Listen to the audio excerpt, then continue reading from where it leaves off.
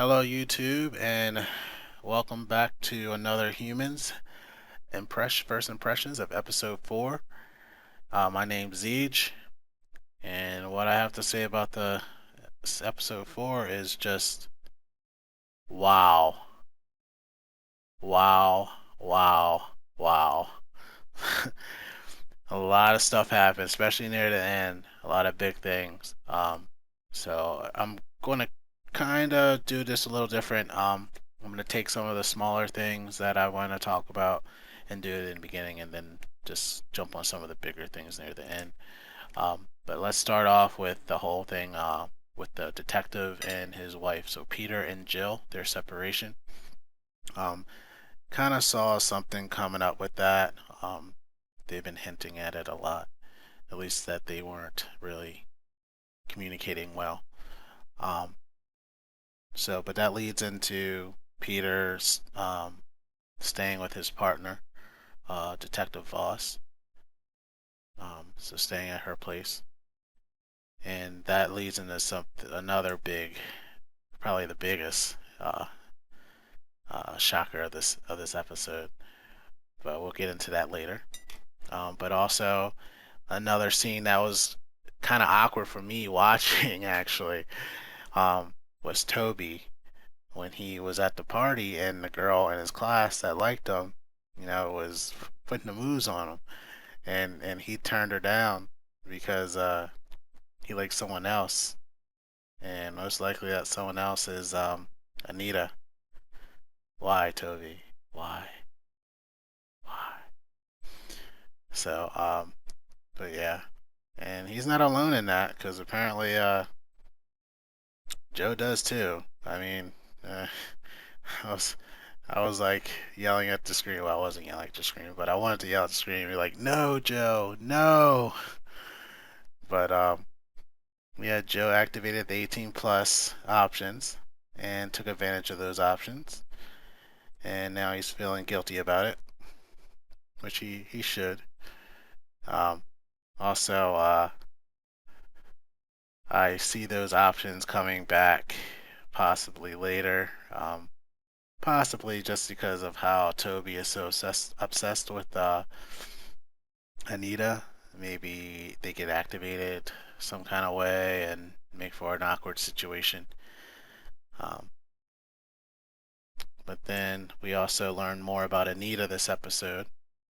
We learn that she is at least 14 years old, so instead of 2 weeks. Um, so that begs the question, like, how long has she been kind of sentient with the sentient AI thing? Has it been the whole time before she was captured? Um, and so that's a big question there. Is like, in then also it leads us into the stuff with Leo when he got the data from he met George and he got the code that was in the data that he was able to view, and that kind of told him, I guess, gave him the blueprints or how to make sent all Sims AI sentient. But he needs to have the five Sims need to be together to do it. So that means, and also he confirmed that he is Alistair's son to George. So that right there is big because according to George, Alistair's son is dead. So is that why he's a cyborg now? Um, Half human, half robot. So and how much of him is synth and how much of him is human was a good question. Um, Also,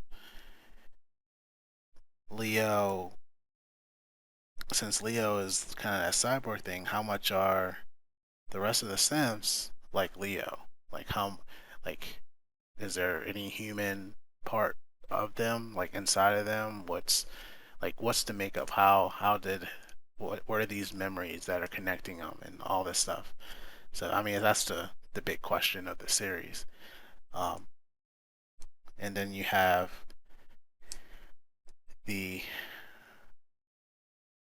gigantic jaw dropping, jaw opening moment at the end where Di Voss takes out the bag that she used as a stomach to catch all the wine she drank and food she ate and throws it in the trash and basically tells us, hey, I'm a synth too.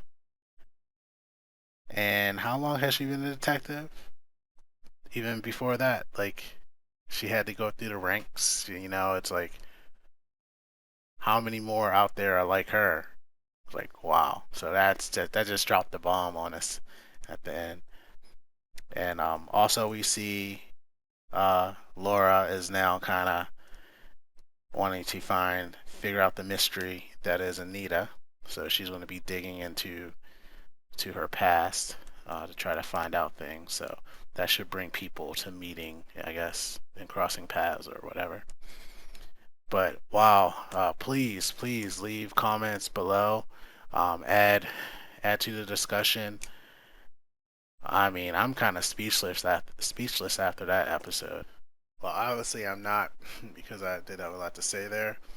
But please subscribe um, and come back, listen to me, Zeech, and I will see you in the future.